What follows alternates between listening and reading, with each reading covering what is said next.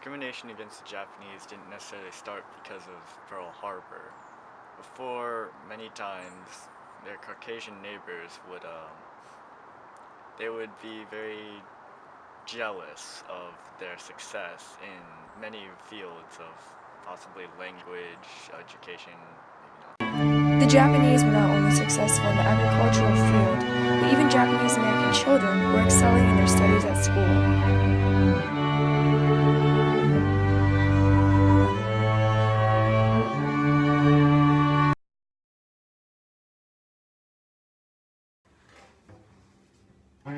A number of West Coast communities created associations which were solely dedicated to anti-Japanese movements.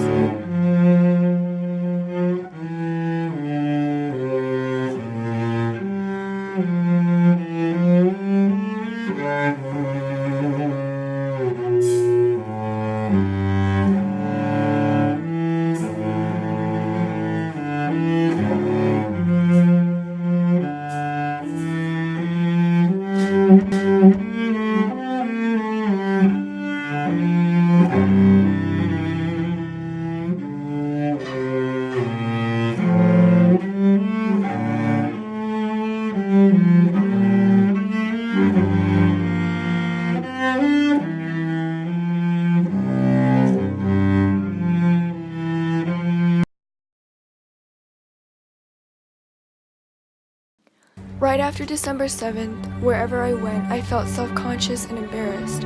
I went to the library once, and this handsome woman, about 50, looked at me and stuck her tongue out. I couldn't believe it. The hate for the Japanese definitely intensified after the Pearl Harbor attack.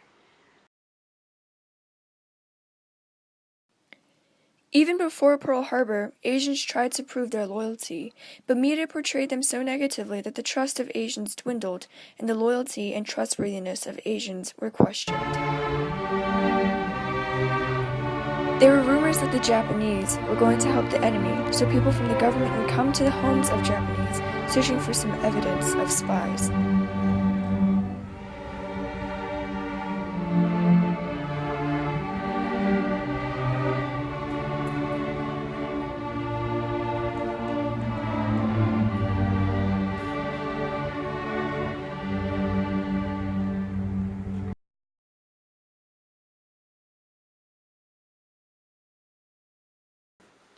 Imagine someone banging at your door. You open the door and they're telling you that you have 2 minutes to pack as much as you can, nothing too big, nothing too valuable, and you're being taken to a place that you have no idea about, and there's absolutely no explanation. It's basically get up and go. That's essentially what the Japanese went through. It was even said that the FBI director, J. Edgar Hoover, a man who wasn't known for the concern of human rights, thought that the demands for mass evacuation were based on mass hysteria. While Japanese were being removed, Caucasians would come to the Japanese homes and bought items at extremely low prices. It was like a reverse pawn shop. You bought for more and sold for less.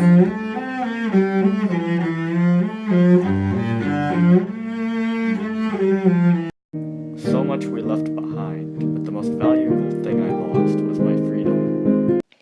The roundup and relocation of the Japanese was also deemed the greatest forced migration. Some governors refused to allow internment camps because of the Japanese. In fact, they threatened the lives of the Japanese. During internment, people who were in the camps worked on farms, created irrigation systems, and tended animals. Like the cactus, let not the harsh tongues that wag in vain discourage you. In spite of pain, be like a cactus, which through rain and storm and thunder can remain. If it was anybody at all, it was the Japanese American people living in America who were affected by this. Yeah, you know, these are people who were born in America, these are people who lived in America for a majority of their lives. And even the little kids who were put in these Japanese internment camps, their entire life has been in America. And I mean, these are like waves of immigrants who came years before, and suddenly they were being discriminated against. And the Japanese people were definitely saying, hey, we're American people as well. It was almost ridiculous. The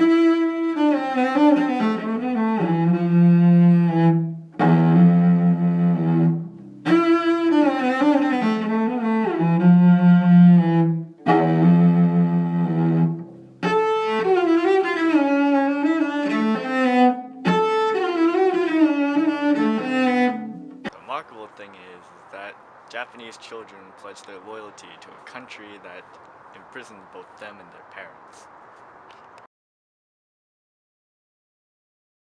Japanese Americans fought against Japan during World War II. There were also regiments such as the 442nd Regiment, which was mostly dedicated for the Japanese people. A lot of Japanese Americans worked as interpreters in order to break codes from the Japanese.